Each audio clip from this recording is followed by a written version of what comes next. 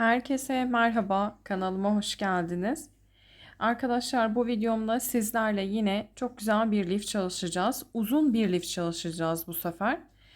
Ee, Bunun için zemin olarak beyaz kullanacağız. Diğer renkler için ise videonun ilerleyen dakikalarında hangi renkleri kullanacağımı görebilirsiniz. Tığ numaramı da şöyle 2,10 milimetre olarak kullanıyorum. Bu şekilde tercih edebilirsiniz. Çok uygun bir milimetre. Tabi eliniz sıkıysa ya da çok gevşekse bunu büyütüp küçültebilmek sizin elinizdedir. Öncelikle kanalıma abone olup bana destek vermenizi rica ediyorum. Videolarımdan haberdar olabilmeniz için zil butonunu aktif edebilirsiniz. Şimdi lifin yapım aşamasına geçiş yapabiliriz. Öncelikle beyaz ipimi şu şekilde sabitliyorum. Daha sonrasında bakın ilmeğimi genişlettim. Bir tane zincir çektim, gevşek olacak. İkinci zincirimi sıkı çektim ve burada bir tane yuva elde etmiş oldum. Sonrasında yuvanın içerisine giriş yaptım. Öncelikle bir tane sık iğne. İpimi uzattım. Bir tane fıstık yapıyorum buraya. Fıstıklarınızı üçlü ya da dörtlü ipinizin inceliğine göre tercih edebilirsiniz. Fıstığımı yaptıktan sonra bir zincir çektim bakın. Öncelikle tepeye bir fıstık yapıyorum.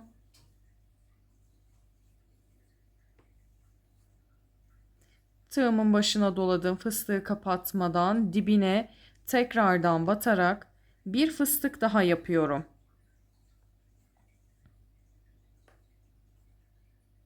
İkili fıstığımı tek seferde topladım.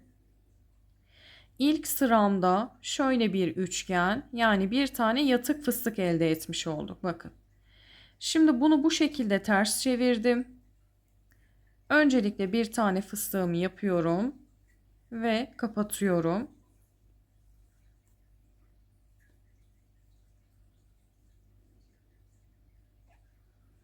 Bir zincir, tepeye bir fıstık.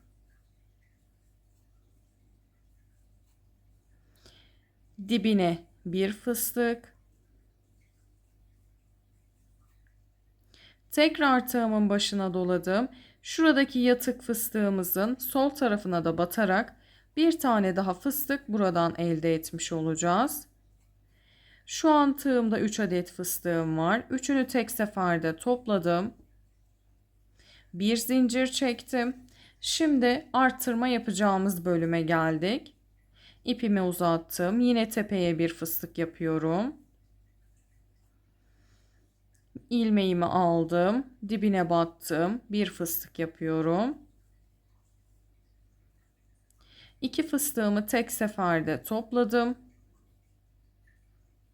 Bir zincir çektim ve döndüm. Şu an bir yatık fıstık, iki yatık fıstık elde etmiş olduk. İkinci sırada da tekrardan köşeye bir tane fıstık. İlk fıstığımızı kapatıyoruz. Bir zincir, tepeye bir fıstık yapıyoruz. Fıstığımı kapatmadım, ilmek aldım. Dibine batıyorum.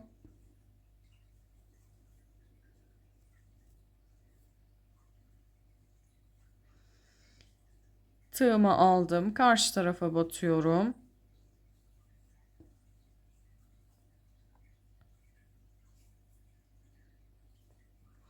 Üçlü fıstığımı topladım. Bir zincir çektim. Tepeye bir fıstık. Dibine bir fıstık.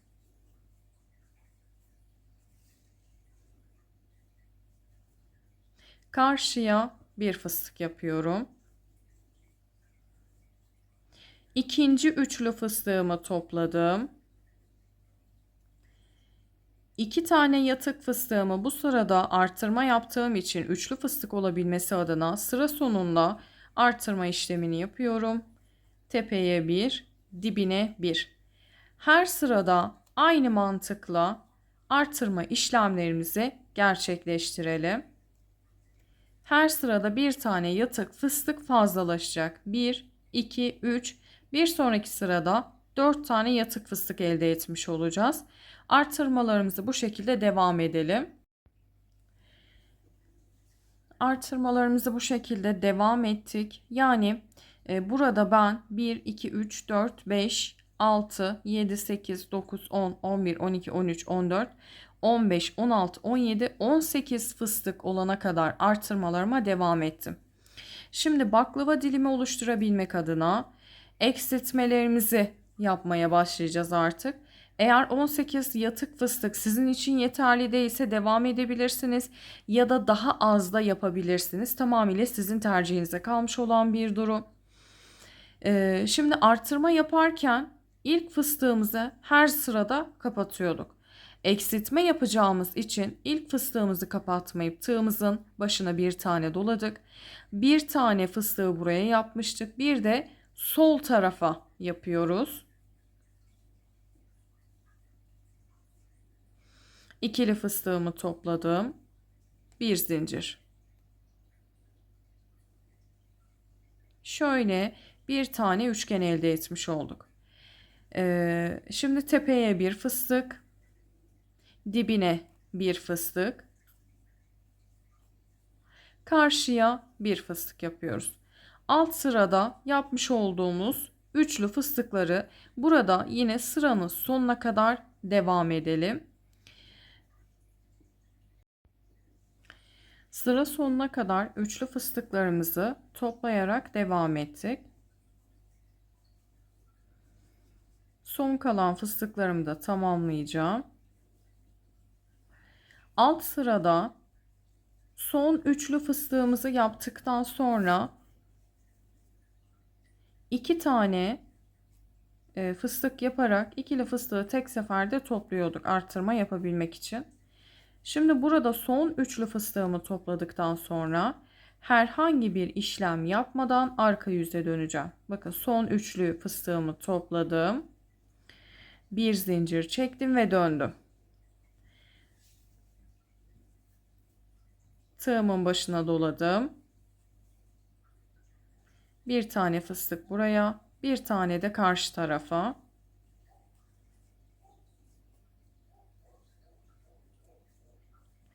Bir zincir çektim. Yine üçlü fıstıklarımı toplayarak devam edeceğim. Her sırada bir tane yatık fıstık eksiltmiş olacağız. Alt sırada 17 kaldı. Şimdi bu sırada 16 kalacak. Eksiltmelerimizi tek fıstık kalana kadar devam edelim. Evet, eksiltmelerimizi ilk başladığımız bölümdeki gibi şu şekilde tamamladık arkadaşlar. En son bir tane yatık fıstığımız kaldı. Bir sağdan ve bir soldan her sırada başında yaptığımız işlemi yine burada yapmış olduk. Şimdi bunu baklava dilimini oluşturduktan sonra bakın kenar çalışmasını hemen anlatayım sizlere.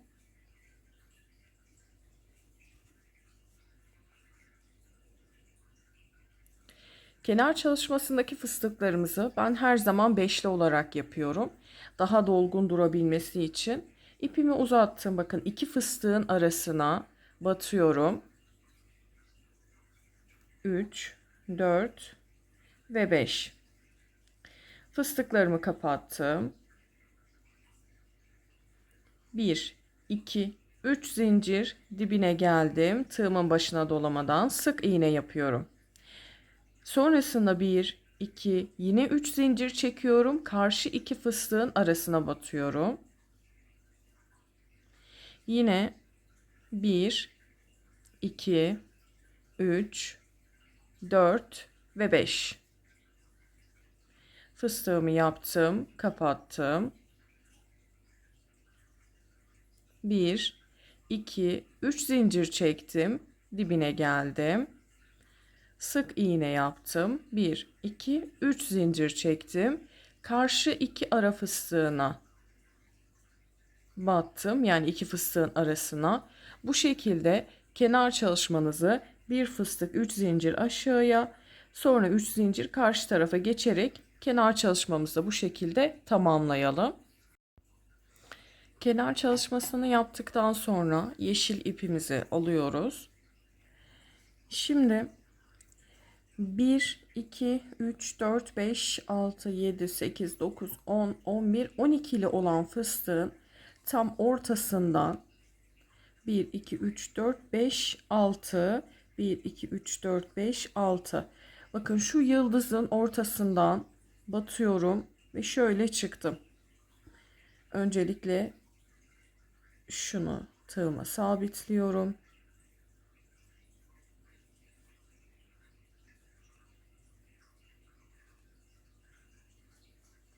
Bir, iki, üç, dört, 5 tane zincirimi çektim.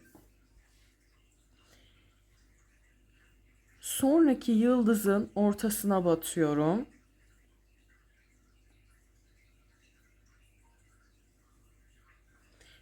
Bir, 2, 3, 4, 5, 6, 7, 8, 9 ve 10 tane zincir çektim. Şu tarafa batacağım. Çekmiş olduğunuz zincirler hangi yıldıza denk geliyorsa o şekilde yapabilirsiniz.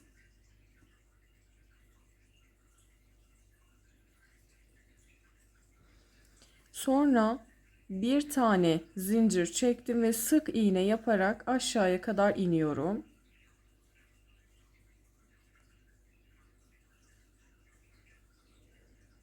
Üç, 4, 5,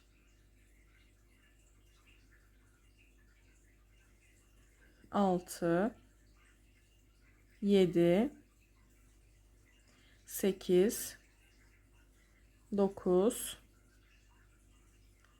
10. Alabildiği kadar sık iğne yapabilirsiniz. 11 tane sık iğnemi yaptım. Şuraya sabitliyorum. Şöyle yine göstereyim bakın.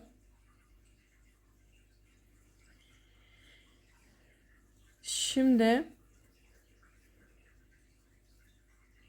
1, 2, 3, 4, 5, 6 tane zincirimi çektim. Yine tepeye gelen kısma yıldızın ortasına batıyorum ve sabitliyorum. 1, 2, 3, 4, 5 ve 6.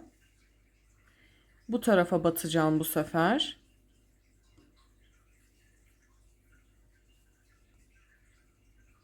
1, 2, 3, 4, 5, 6. Şimdi şuraya batacağım.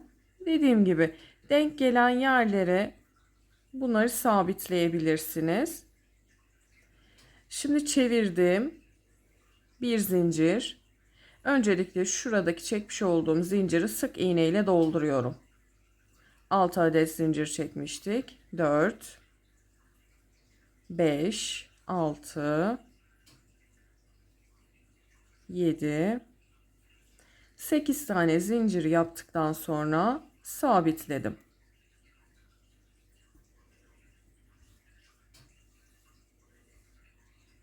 Bakın şu anki görüntüsü şöyle. Şimdi buradan bir tane daha 6 zincir çekiyoruz. 4, 5 ve 6. Şöyle. Buradaki şeklin nasıl durmasını istiyorsanız yıldızların ortasına batarak devam edebilirsiniz. 6 zincirimi de çektim. Bir tane zincir daha çektim. Şimdi burayı doldurarak aşağıya kadar geliyorum. 2, 3, 4, 5, 6, 7.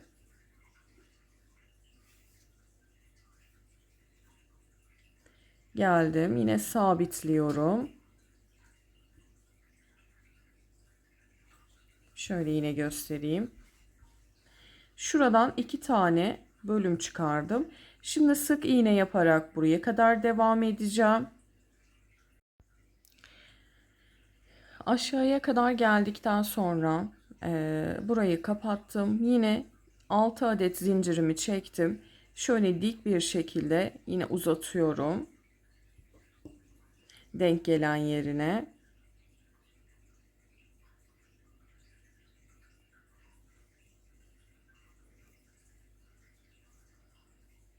Yani burada doğaçlama da yapabilirsiniz arkadaşlar. İlla şu fıstığın arasına batacaksınız diye bir şey yok.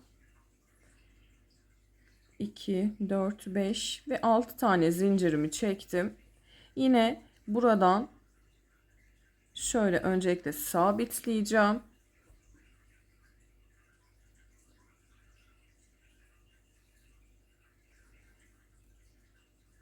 Bir, iki, üç, 4, 5, 6 zincir çektim. Bakın yine şu tarafa ve şu tarafa zincir yaparak batarak aşağıya kadar devam edeceğim.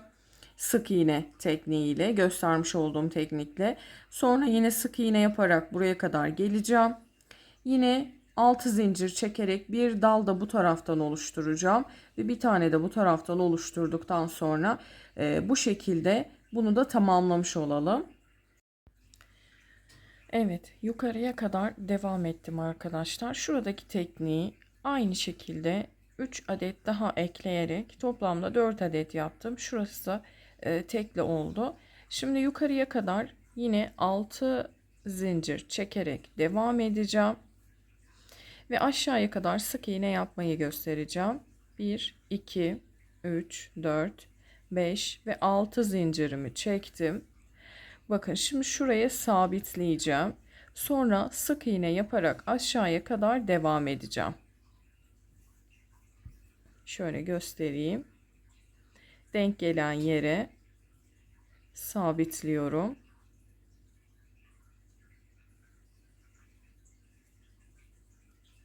Bir zincir çektim, çevirdim. Sık iğnelerimi yapmaya başladım. 2, 3, 4, 5, 6, 7, 8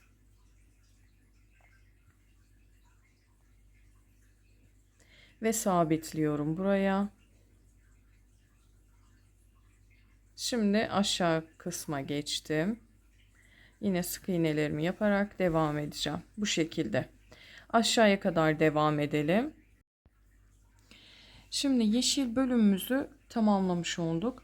Bunu isterseniz daha fazla da yapabilirsiniz ya da isterseniz sadece orta kısımda da tutabilirsiniz. Benim için bu kadarı yeterli. Şimdi kırmızı ipimi aldım. Tabi buradaki rengi değiştirebilmek yine sizin elinizde, tercihe kalmış olan bir durum. Şimdi burada bu dalların tam böyle dibinden aynı battığımız yere öncelikle ipimizi sabitliyoruz. Bir zincir çektim, ipimi uzattım. Buraya bir tane fıstık yapıyorum.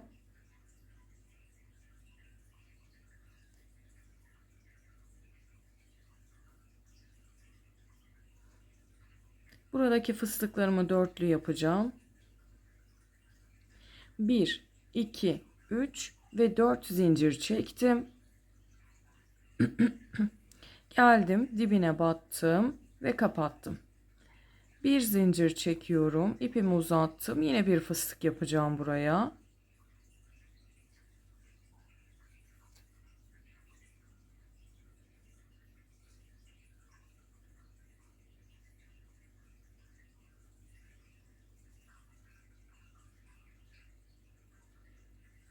Dördüncü fıstığımı da yapıyorum.